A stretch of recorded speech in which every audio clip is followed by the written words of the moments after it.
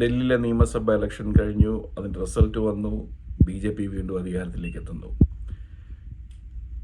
ആപ്പിന് തുടർഭരണം ലഭിച്ചില്ല. ആ തുടർഭരണം ലഭിക്കാത്തതിൻ്റെ കാരണക്കാരായി പറയുന്ന കോൺഗ്രസ്സിനാണെന്നാണ് ആൾക്കാർ പറയുന്നത്.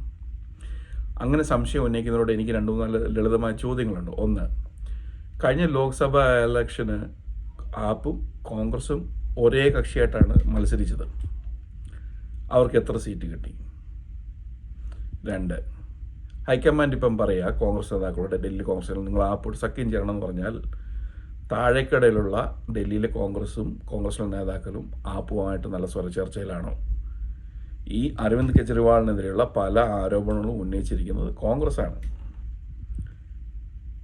അങ്ങനെയുള്ള സാഹചര്യത്തിൽ അവർ തമ്മിൽ ഒന്നിച്ച് മത്സരിച്ചാൽ ആപ്പിന് ഇത്രയും സീറ്റ് കിട്ടി, ഇനി ഒന്നിച്ച് മത്സരിച്ച് ഇത്ര പോലും സീറ്റ് കിട്ടത്തില്ല. കാരണം കോൺഗ്രസ് എല്ലായിടത്തും വോട്ട് ചെയ്യണമെന്ന് നിർബന്ധമില്ല. കോൺഗ്രസ് സ്പ്ലിറ്റ് ചെയ്തു. അതുകൊണ്ടാണ്. പക്ഷേ ഈ തോൽവിയിൽ നിന്ന് പാഠം ഉൾക്കൊള്ളണം. കെജ്രിവാൾ ഉൾക്കൊള്ളാനുണ്ട്, കോൺഗ്രസ് ഉൾക്കൊള്ളാനുണ്ട്. നമുക്ക് ഒരു ഇന്ത്യ എന്ന് പറഞ്ഞ ഒരു രാജ്യം ഒരു സെക്യുലർ റിപ്പബ്ലിക്കായിട്ട് നിലനിൽക്കണമെന്നുണ്ടെങ്കിൽ കോൺഗ്രസും ആപ്പും പല പാർട്ടികളും അവരുടെ പ്ലാനുകളിൽ മാറ്റങ്ങൾ വരുത്തേണ്ടതായിട്ടുണ്ട്.